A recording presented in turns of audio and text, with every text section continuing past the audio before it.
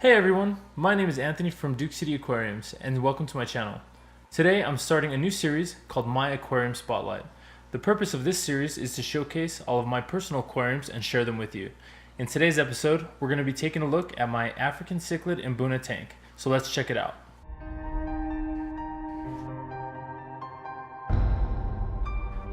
So starting off, this is a 55-gallon aquarium that houses 3 colonies of Mbuna. You might be wondering why this aquarium and stand look ancient, and that is because I was given this aquarium and stand by my fiance's grandparents, who had it sitting around empty for a couple of decades. I cleaned it up the best I could and painted the background black. You will notice that I like to do this on most of my tanks, because I think it makes the fish's color pop, and I don't like the cheap plastic aquarium backgrounds that you buy at the store. Now in terms of the substrate, I decided to go with 3 bags of cichlid sand. It was pretty pricey at $20 a bag, and I know that many people tend to go with pool filter sand at a much cheaper price. However, since I saved money on the tank and stand, I decided to splurge a little bit on the substrate. The only hardscape I'm using in this aquarium is about 80 pounds of rock that I collected from my yard, which I think worked out pretty well. They provide a lot of cover and caves for the fish to hide in. I rearrange the hardscape often in order to help with aggression issues. I place this aquarium near a window, as you can see, in order to boost the growth of algae. It has grown quite a bit on the rocks, and the Mbuna love to graze on it throughout the day. However, with that comes a lot of glass cleaning as well, but I don't mind. Heating this aquarium is a single 200-watt heater from Orlushy. I keep this tank anywhere from 78 to 80 degrees Fahrenheit. Now for lighting, I chose to go with a 156 LED from Koval. I actually use this same light on a couple of different tanks, as you will see in later videos. It provides really good lighting with white, red, blue, green, and magenta LEDs. It also has a blue setting, which I never use. Now on to filtration.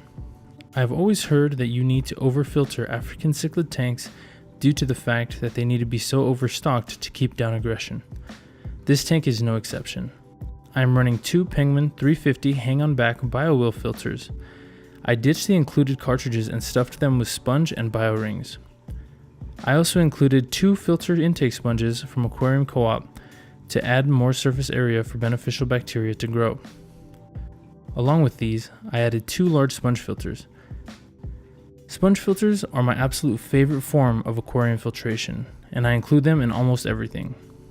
There is also a 535 gallon per hour power head. I turn this on for about an hour after every water change in order to circulate new water and the dechlorinator I add. Now in terms of water changes, I do about a 30% water change twice a week. Now let's take a look at the fish. This aquarium is home to 3 colonies of Mbuna, as I stated previously: purple ACI, red zebras, and yellow labs. Each colony has 2 males and 4 females, with each one having a dominant male to keep the rest in line. These are all juvenile fish and will still grow quite a bit. When they start reaching mature age, I will more than likely relocate them to a 75-gallon aquarium, more so to accommodate the purple ACI, since they will reach about 6 to 7 inches.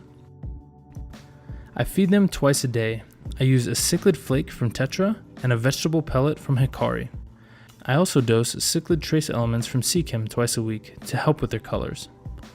These fish were ordered from TampaBayCichlids.com, and I was very impressed by the packaging and customer service, so much so that I went through them to stock my all-male peacock tank that will be in another episode of my Aquarium Spotlight.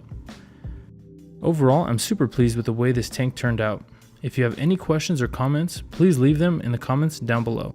So this concludes episode 1 of my Aquarium Spotlight. Next time we will be taking a look at my Nano Beta Aquascape. So be sure to subscribe and trigger the bell so you always get notified when we release a new video.